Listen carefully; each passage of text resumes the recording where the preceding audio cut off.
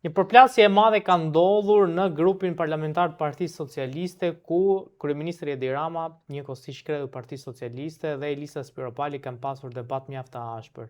Për të folur mbi çfarë ka ndodhur në këtë mbledhje, kam të ftuar në një lidhje direkte avokatin Gylzen Zhlima. Zoti Zhlima, të falenderoj për intervistën. Përshëndetje, faleminderit për ftesën. Zoti Zhlima, mediat kanë raportuar një përplasje të ashpër, ose më saktë një reagim mjaft të ashpër të zotit Rama ndaj Elisa Spiropali, deri në kërcënime që ti s'ke për të folur asnjëherë dhe çou dil jashtë, edhe përplasje me Damian Gjiknurin që hiqa telefon se ti e mësuar të përgjosh. Çfarë po ndodh realisht brenda Partisë Socialiste? Partia Socialiste është në një situatë konfliktuale në sy të publikut për shkak të burimeve të fundit që dalin nga mediat. Por e vërteta është, a është Partia Socialiste në një konflikt real apo imagjinar, apo një konflikt i stisur, i mirë menduar nga zoti Rama për të skanuar grupet armiqësore brenda Partisë Socialiste. E gjithë diskutimi besoj se duhet shtrohet këtu, pra a kemi një parti politike edhe Partia Socialiste e Shqipërisë është në një situatë lufte? Unë mendoj paraprakisht që jo, nuk është një luftë e cila është reale, por është një luftë e stisur nga zoti Rama me bashkëpunimin e zonjës Spiropali. Arsyeja është që ajo të ketë mundësinë të skanojë dhe të shikojë që kush nga grupet brenda Partisë Socialiste janë ato që synojnë të bëjnë një revolt të brendshëm të kryetarit të partisë të zotit Rama, që në fund fare ajo të sinjalizojë zotin Rama se ishte kemi të bëjmë me tradhtar të cilët synojnë karriken e kryetarit.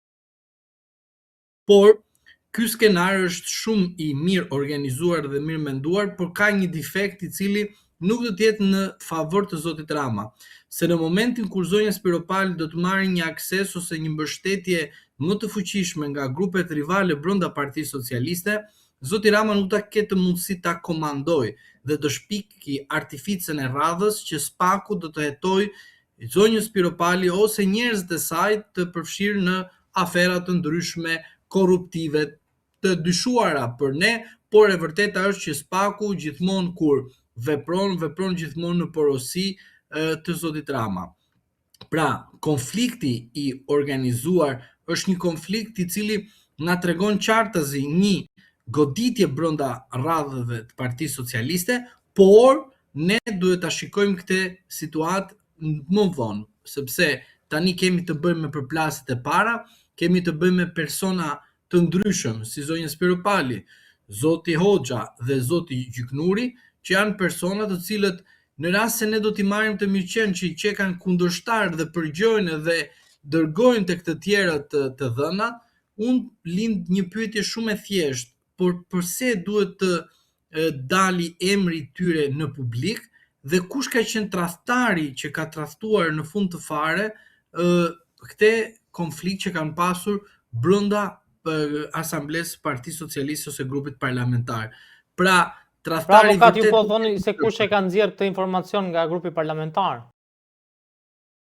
Pra, do thot në rast se ti paske thënë që Damiani që ka përgjues, Hoxha që ka të tjerë që ju duan të keqen edhe Gjiknurit, edhe Spiropalit, edhe Ramës. Pra do thot që ekziston një grup tjetër, një pakt tjetër midis grupeve të ndryshme në Partinë Socialiste që nxjerrin të dhëna, të cilat janë o të dhëna të organizuar, të mirë menduar për të dalë në publik sikur kemi të bëjmë një konflikt, ose kemi të bëjmë me një konflikt i cili shuhet vetëm me prezencën dhe ndërhyrjen e zotit Rama për të ndaluar konfliktin të bëhet nga ai imagjinar në real, dhe në fund fare ne shikojmë që dalin të dhëna konfliktuale brenda mbledhjes së Partisë Socialiste. Pra do të thotë që këtu diçka nuk del mirë nga ajo çfarë duan ata të përcjelljin në publik, sepse në fund fare mos harroni ju, keni edhe grupin Balluku, keni grupin Veliaj, keni grupin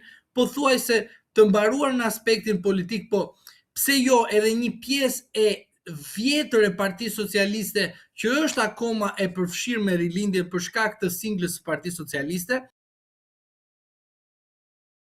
Grupi Xhafa, mos harroni, Pra grupi Xhafa është një fraksion i cili vjen nga Partia Socialiste e vjetër, vjen nga Partia Socialiste e Fatos Nanos, vjen nga Partia Socialiste e figura të vjetra të Partisë Socialiste ku kanë qeverisur vendit. Pavarësisht se zoti Rama këto figura i ka dhënë tek fëmijëve të tyre ose tek ata vet disa PPP, por e vërteta është që edhe ata kanë një fraksion të heshtur. Pra, Partia Socialiste nuk ka brenda vetes fraksione të deklaruara, po ka fraksione dhe grupime të brendshme të padeklaruara, të heshtura, duke bërë edhe ato luftën e tyre. Mos harroni se disa figura të vjetra të Partisë Socialiste sot po të shikojmë në disa deklarata të tyre në faqet e tyre në Facebook, do të shikoni që kanë bërë disa reagime kundër drejtimit të Partisë Socialiste, si për shembull Arben Malaj dhe mos gaboj zonja Meksi. Pra, këto dy figura mund të jenë shkëputur nga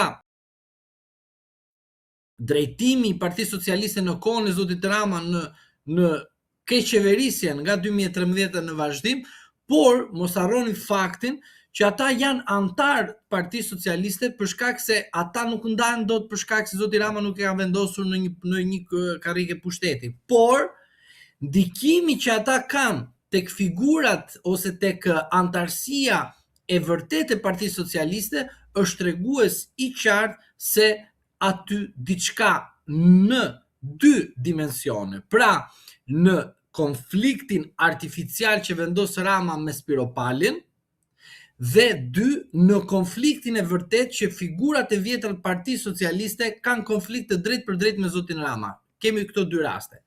Mos harroni dhe një fakt tjetër. Në momentin kur zonja Spiropali fiton terren dhe nga fitimi i terrenit që ka marrë, pavarësisht se ka bërë një pakt me zotin Rama që të bëhet sikur është e goditur nga zoti Rama, ajo mund të përfitojë në të vërtetë mbështetjen e atyre të cilët janë të zhgënjur nga zoti Rama dhe nga drejtimi se si Partia Socialiste për ecën. Pra, duhet tani ta shikojmë konfliktin me dy skenare. Skenari A dhe skenari B. Tek skenari B është ajo e vërteta, pra çfarë? Spiropali merr në fund fare një grup të konsiderueshëm kundërshtar të zotit Rama, po zoti Rama do të jetë në një situatë që nuk mund ta përballojë dot, për shkak të fuqisë që mund të ketë marrë zonja Spiropali nga figurat dhe grupimet dhe fraksioneve të heshtura brenda Partisë Socialiste. Apo ka pasur një reagim. Ka pasur një reagim para se të shkojmë të fundit. Elisa Spiropali ditën e sotme në rrjetin e saj në Instagram, ku thotë, ta lexoj eksaktësisht, mbaj fytyrën nga drita dhe jetë mbeten pas. Dhe ka publikuar një foto të saj. A është një mesazh i koduar ndaj zotit Rama apo është akoma në atë çfarë thoni ju në, po themi, drejtimin e kontrolluar të publikut se çfarë Rama do t'i japi publikut? Pra, jemi te kjo e dyta fillimisht, pastaj në një situatë tjetër që do krijohet brenda Partisë Socialiste, një konflikti tjetër, aty ne do të shikojmë se si do të pozicionohet zonja Spiropali, sepse doni nga ana ime një veprim ekstrem të zotit Rama kundrejt zonjës Spiropali, në momentin kur ajo nuk vajti tek seanca plenare për të votuar për imunitetin e zonjës Balluku, dhe duke qenë se zoti Rama ka 83 deputet plus 3 të Tom Doshit, ka 86. Zoti Rama, në rast se pas ka pengesë zonjës Spiropali dhe pas ka një person që po i krijoka një problem brenda partisë, me një vendim të kryetarit e nxjerr jashtë grupit parlamentar socialist zonjën Spiropali. Zonja Spiropali nuk është një figurë e vjetër në Partinë Socialiste në kuptimin që ajo ka qenë para 91-shin dhe pas 91-shin.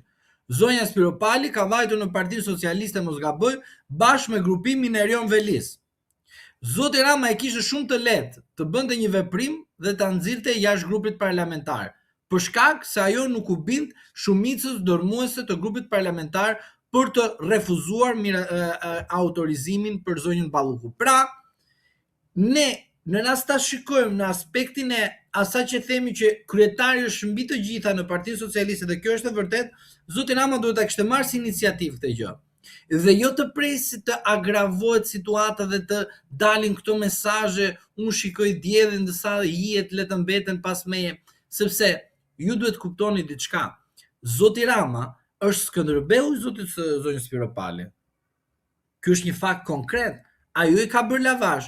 Është si ato lavazhierë që i Avokat bën lavazh. ishte, se s'është më besoj, s'është më Skënderbeu, ishte, ka ndryshuar. Kur ti shkoj Spaku, ta hetoj atë dhe familjen e saj, dhe ta hetoj atë kur ajo ka qenë drejtuese e doganës, atëherë do të flasim që ishte ky person pranë zotit Rama edhe konsideronte Ramën si Skënderbeu.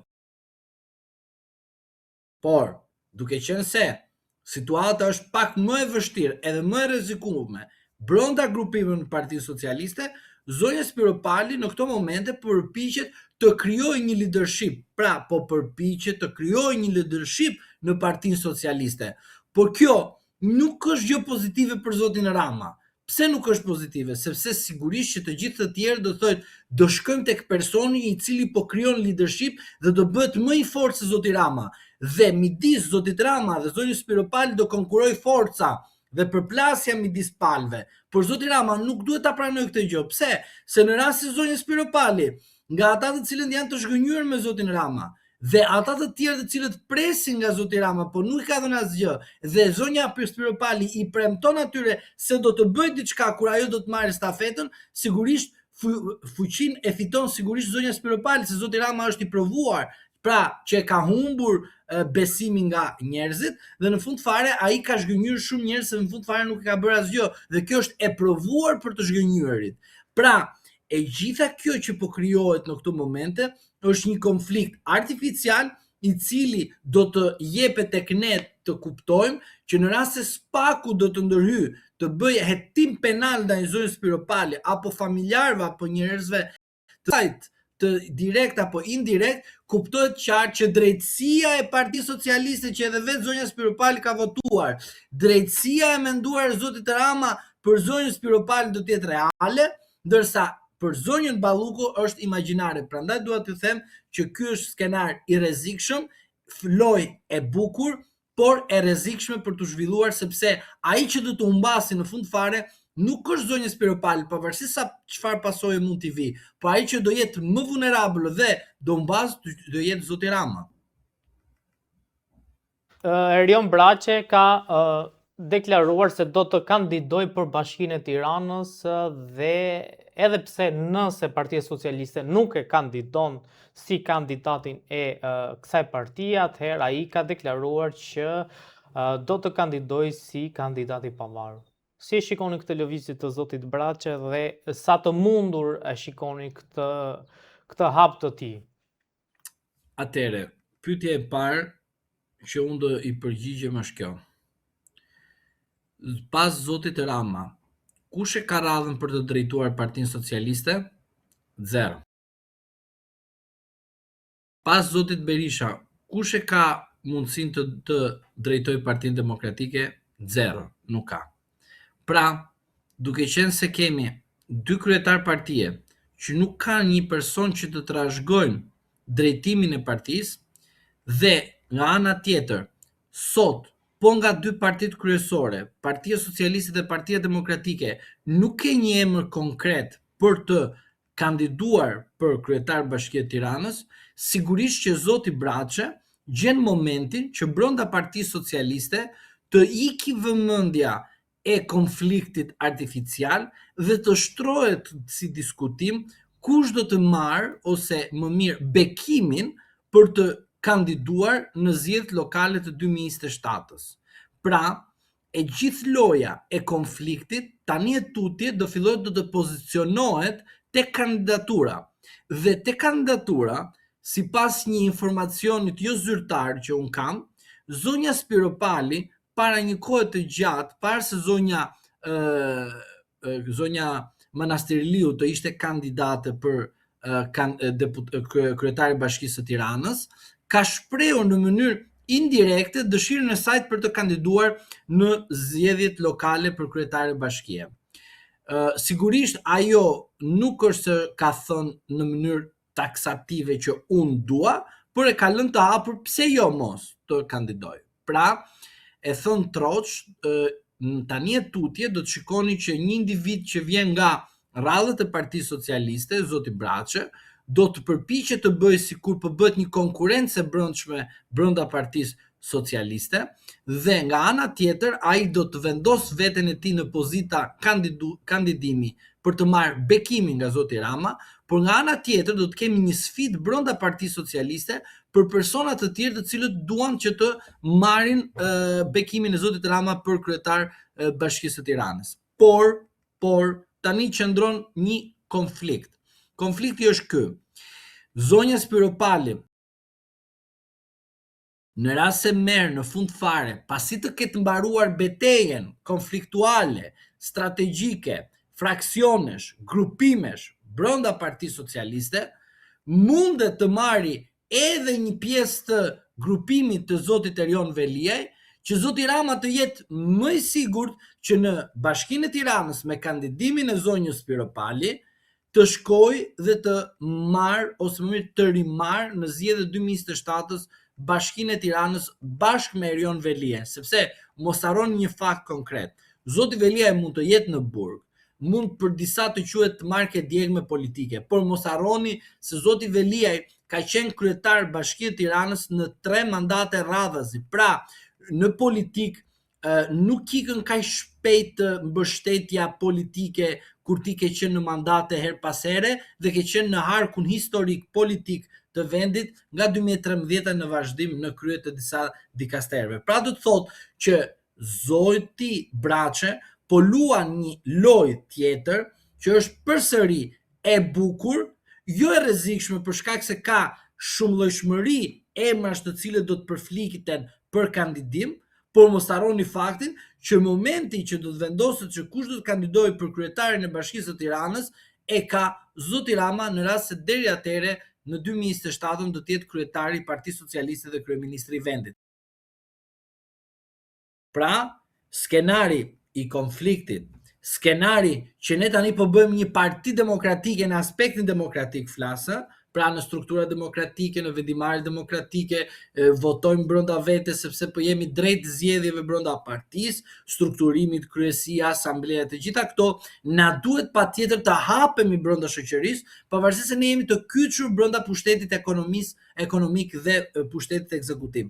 Por e vërteta është që zoti Braçe po shpik një artific tjetër që të ftojë në sfida brenda Partisë Socialiste edhe Elisën që do jetë kundërshtarja, se kam një problem të syri, edhe kundërshtarja e Edi Ramës në raport me atë që zoti Rama vazhdimisht bën që unë jam Partia Socialiste dhe për mua jenë në pushtet, se po mos isha unë, Partia Socialiste nuk do të ishte në pushtet. Ky është një mashtrim statistikor në rast se duam t'i referojmë, por nuk është momenti, në një moment tjetër do ta diskutojmë. Por zoti Braçe përpiqet që të shuaj në sy të publikut dhe brenda Partisë Socialiste konfliktin e zonjës Spiropali me zotin Rama që në fund fare të sfidoj jo vetëm zonjën Spiropali, po këdo që don të kandidojë në zgjedhjet lokale me mbështetjen e Partisë Socialiste për Bashkinë e Tiranës. Zotë Zhlima, faleminderit shumë për intervistën. Faleminderit për ftesën.